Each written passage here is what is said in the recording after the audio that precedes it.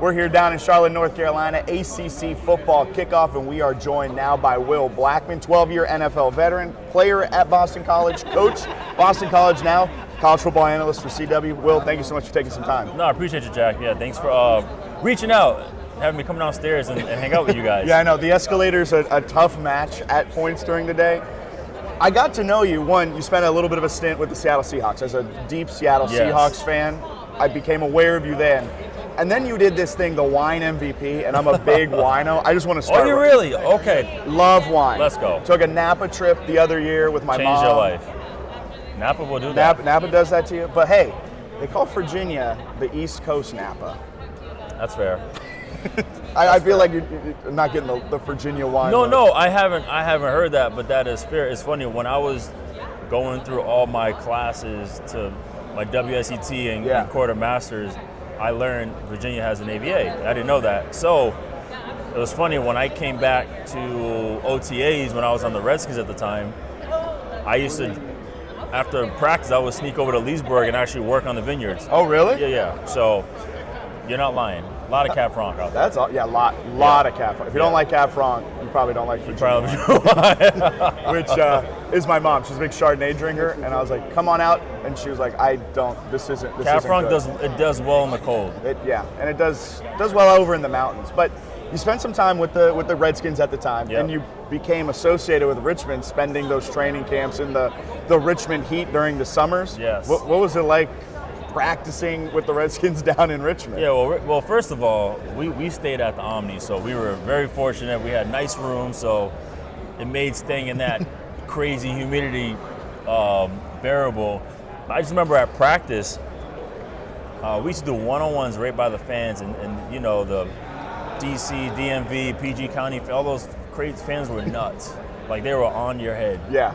So, like, if you lost one-on-ones, like, you were going to hear about it. So I just remember practice being so competitive and fun. But then I also remember I couldn't wait to go out to eat, because people don't understand this Richmond. Like, low-key is a hidden food gem, man. Yeah. You know, me, I'm in the wine and culinary scene, so I really appreciate all those things. But, yeah, just going. I remember I was trying to remember where we went to, because this was, like 8 years ago. But it was a place called the Hard Shell. Super cool, upscale, like small area. Just lights out. Yeah. That's awesome. So how did you go from football player into the wine culinary scene, and now you're back? You spent a year as a coach at Boston College, now doing football analyst stuff for CW. How does that career arc happen? Well, people ask me, like, how did you go from football to wine? I was like, stress. After a long practice, there's nothing better than NFL makes you drink, people. I was fortunate to my teammate as a rookie was Charles Woodson. I'm a diehard fan, you know, growing up watching him, and he already had his own wine. Yeah. And he would always take us to dinner. And definitely buy really cool wine. So I kind of got into it just by nature, and that I wanted to learn more. And that's when I started studying. I took all these classes and got all these certifications. Went to school, went to Sonoma State, and got a wine business certification there too. And then, I wanted to start my own company. You know, I have all this knowledge. I have a huge network in entertainment and sports. So I started the Wine MVP, which is a wine concierge company. It's pretty much, I was trying to find a way to help elevate wine experience with people, you know, because obviously, in most cases, people don't know anything about wine, you know, or it seems intimidating enough where you don't even want to engage to learn more about it. So I wanted to find a more approachable, more fun ways to teach wine, learn about wine, and elevate experience. So that's kind of how that happened. And again, by me doing that, I connected with Drew Bledsoe, who makes wine. I connected with Rick Meyer, who makes wine. I connected with Coach Vermeil. I connected with, obviously, Charles. So then, football, wine, all the football people came out of the woodworks.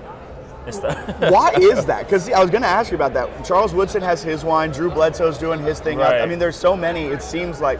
And then even in the now sports Sidney world. Rice. Sidney Rice. He just got, I think, 96 points on one of his wines. Wow. A dossier, yeah. But even like LeBron, you see LeBron sipping his wine post. Like, why is wine, do you think, such an integral part of sport? I mean, I think wine in general it just creates a sense of community, relationships, and it's the vibe is super chill, you know. And so I just think you have one person who starts it off, and you know they bring other people, and they enjoy the lifestyle, and then it's like. And then it's information, it's education, it's learning, you know. It's not some, I know, you know, LeBron's posting, you know, DRC and Latour and he's in a different tax bracket as the rest you know of what I'm everyone. saying? Pachu's 82, he's doing all that stuff, but it still has a rich, I enjoy it because it has a rich history. It's really cool to learn about it. And just that glass alone, you know, I always say it's a passport in a glass, so you get to travel and learn about that stuff. So I think that's kind of where it came from, you know. It's another form of adulting. Yeah.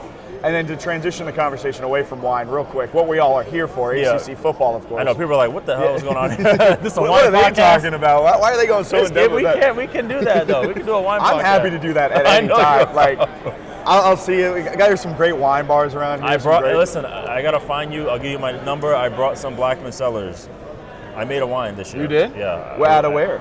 Napa. Napa? Yep. Sorry, guys, more wine. Sorry, guys. Just keep it coming out of Napa, and it'll still be good stuff. But for ACC football here, who do you like? Who do you think is potentially a dark horse? We were talking Clemson earlier. Yeah. Everyone loves Clemson. Is there another team that you think can threaten them at the top of the ACC this year? Yeah, it's funny because literally 20 years ago this week is when I was here as a player doing interviews at Boston College. It's funny. Actually, I think we were in Hot Springs. I think we were in Virginia. Okay. I think it was way back then. No, you know what? I hate. I don't want to be biased. Okay, I like Georgia Tech. First of all, I like Georgia Tech because. Are you gonna say Boston College? I'm gonna say Boston College. Perfect. You're gonna say I like Georgia Tech because they what they do there is just true end system football. Like he is the coach there. He's really big on the O-line, on the trenches, and they get their quarterback back, they get their guys back. So I think they're going to really be a physical team, cause problems. The only thing is, you know, will they be able to have the speed? Yeah. Because I remember coaching at BC last year, you know, we had strategic, we had the strategy, we had the toughness. Physically, we weren't as developed because as a staff, we didn't have a chance. We had to get these guys in shape, versus build them. And then we played SMU, and it was a track meet. You know, the game was close all game. Then boom, they hit 2 home runs because they're so fast. Yeah. So I mean, I would say, especially what BC has done in terms of getting one of the best classes they have ever gotten, and then really targeting and landing like key signings in the portal. You got 2 Alabama kids coming in, Lonergan the quarterback, and then the tight end. So, and then really addressing the D-line in the portal as well too. So I think that alone, and now having a full off season of real training, is going to help. So I think I'm gonna say I like BC, and then I'm curious to see what Syracuse is going to do. You know, you lose as much as Syracuse drives me nuts, and they drive me nuts. I'm just going to leave it there. I'm curious to see how they're going to bounce back losing McCord. Yeah. Because he was, to me, I think he was, even though he was very effective numbers-wise, I still think he was pretty underrated. I thought he was the best quarterback we faced last year. I know Tyler Shook went high in the draft. But I was really, really impressed because I watched Kyle McCord on film. I'm like, after we all saw him throw those pick sixes with his pit, I was like, all right. And then he came and hit us for like 400 yards. Yeah. So I think, did he go to Rams? I can't remember. I think he went McCord? to Eagles. McCord? The Eagles. He went to the Eagles? Did he really? That's a great spot for him to be at. Jeez, that was a great spot. You're not going to play, so you just learn. You just learn for the next and you 5 years. You see what it looks like from And then a they'll mental, trade him. But you learn from a mental perspective what it looks like from Jalen Hurts. So I like them. Florida State's going to be very interesting.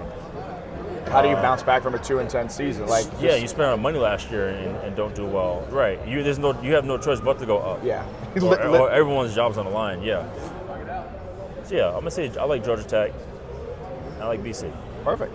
I love it. Will, thank you so much for your time. No, thank you, man. Enjoy doing everything in ACC football kickoff, and Yeah. I'll see you around. Yeah, of course. Awesome. Appreciate it, man. it. Yeah. Thank you.